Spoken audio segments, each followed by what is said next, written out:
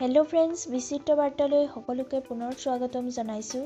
আজি আপোনালোকক মই জনাবলৈ লৈছোঁ এবিধ বহুলভাৱে ব্যৱহৃত পুষ্টিকৰ পাচলিৰ বিষয়ে, য'ত প্ৰায় সকলো ধৰণৰ ভিটামিন যেনে B complex, vitamin C, vitamin A আদি লাগতিয়াল খনিজ, এণ্টিঅক্সিডেণ্ট, ফাইটোকেমিকেল তত্ত্ব আৰু ডায়েটৰী ফাইবাৰ প্ৰচুৰ পৰিমাণে থাকে।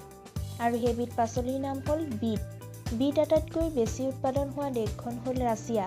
ভাৰততো ইয়াৰ চাহিদা বৰ্তমান বৃদ্ধি পাবলৈ লৈছে। বিটক কেঁচাই চালাড কৰি অকলে বা আন পাচলিৰ সৈতে যেনে গাজৰ, তিয়ঁহ, পিঁয়াজ আদিৰ সৈতে মিহলাই খাব পাৰি।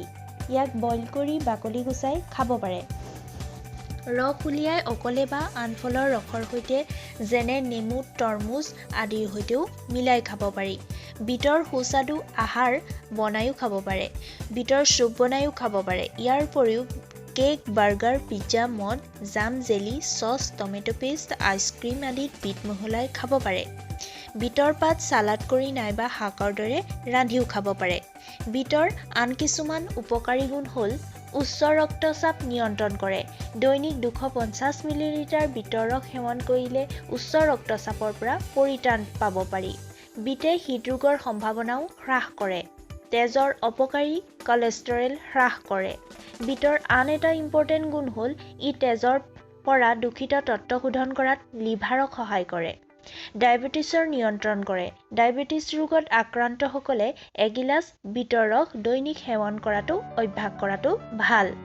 মস্তিষ্কৰ বাবে ই অতি উপযোগী। মস্তিষ্কৰ ৰক্ত সঞ্চালন উন্নত কৰে, যাৰ ফলত ভবা চিন্তাৰ শক্তি বাঢ়ে, স্মৃতি শক্তি উন্নত কৰে। শৰীৰৰ চৰ্বি আৰু ওজন কমোৱাটো যথেষ্ট ভূমিকা গ্ৰহণ কৰে। শৰীৰৰ ইমিউনিটি বঢ়োৱাত বিটে যথেষ্ট সহায় কৰে।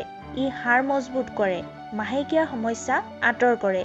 দেহত বয়সৰ চাপ নপৰাকৈ ৰখাটো বিটে অধিক সহায় কৰে।